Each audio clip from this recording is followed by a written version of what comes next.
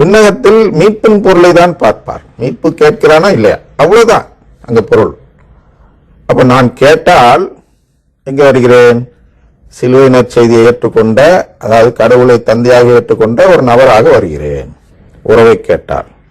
உறவை கேட்கலன்னா நான் தந்தையை, அதாவது கடவுளை என் தந்தையாக பார்க்காத நபர். தந்தைன்னு அழைக்கிறேன். உலகத்தில் இருக்க எல்லாருமே, எல்லா மதத்திலுமே கடவுளை பார்த்து தந்தையே என்று அழைப்பார்கள். அது கேட்கல கடவுள். கடவுள் எதை கேட்கிறார் என்றால் அவரோட உறவை கேட்கும் நபர். உறவு தருவார் என்று நம்ப வேண்டும். அந்த நம்பிக்கையின் அடிப்படையில் நாம் செயல்பட வேண்டும். அப்படி செயல்படும் போது நாம் உறவை கேட்கிறோம்.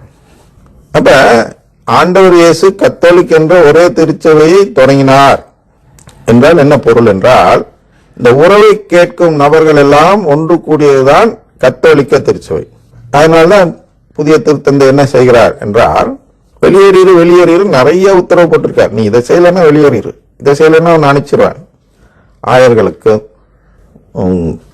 அருட்தந்தையர்களுக்கு, அப்படி எல்லோருக்கும் சொல்லியிருக்கிறார். பொதுநிலையினரை தான் அவர் இன்னும் ஒன்றும் கண்டுகொள்ளவில்லை. அவருக்கு புரிந்த நிலை வந்ததும் அவர்களுக்கும் ஏதேனும் இது போன்ற ஒரு சட்டம் போடலாம்.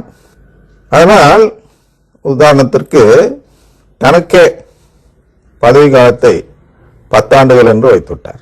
ஆயர்கள் எல்லாம் அது மாதிரி 10 ஆண்டுகளில் மாறிவிட வேண்டும், அடுத்தவருக்கு இடம் கொடுக்க வேண்டும் என்றெல்லாம் சட்டம் போடுகிற அளவுக்கு ரொம்ப ஸ்ட்ராங்கா சிலுவை நற்செய்தியை நம்பக்கூடிய திருத்தந்தையாக இருக்கிறார்.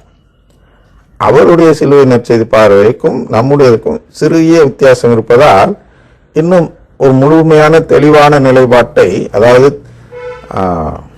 பிரைஸ் தி லார்ட் சொல்வது குறித்து இன்னும் எடுக்கவில்லை. வச்சுங்க, அவர் சிலுவை நற்செய்தியை நம்புவதால் என்ன செய்கிறார் என்றால், யாரும் வளமையான வாழ்வு வாழக்கூடாது, ஆயர்கள் எல்லாம் ஆயர் இல்லத்தில் இனி தங்கக்கூடாது. தானே என்ன செய்தார் என்றால், அந்த அரண்மனை, திருத்தந்தைக்குரிய அரண்மனை விட்டுவிட்டு ஒரு கெஸ்ட் ஹவுஸ்ல போய் தங்கி இருக்கிறார். இப்பொழுதும் தங்கி கொண்டிருக்கிறார். நான் அரண்மனைக்குள் வரமாட்டேன், அது மியூசியமாக மாற்றி விடுங்கள் என்று சொல்கிறார். ஏன்னா அவருக்கு சிலுவை வேண்டும், கஷ்டம் வேண்டும், வளமை வேண்டாம் அப்படின்னு தேர்ந்தெடுக்கிறார். எதற்காக? உறவை தேடி. வளமையை தேடும் வரை நாம் உறவை தேடாத நபராக மாறிவிடுகிறோம். அப்படி சொல்வது என்பது அவருடைய நம்பிக்கை, கத்தோலிக்க நம்பிக்கை. தான் அதைதான் இம்ப்ளிமெண்ட் செய்கிறார், செயல்படுத்துகிறார். எனவே இந்த ஒரே திருச்சபையில் இருக்கும் பொழுது பிற சபைகள் எதில் வருவார்கள்? இது நாளை பார்ப்போம்.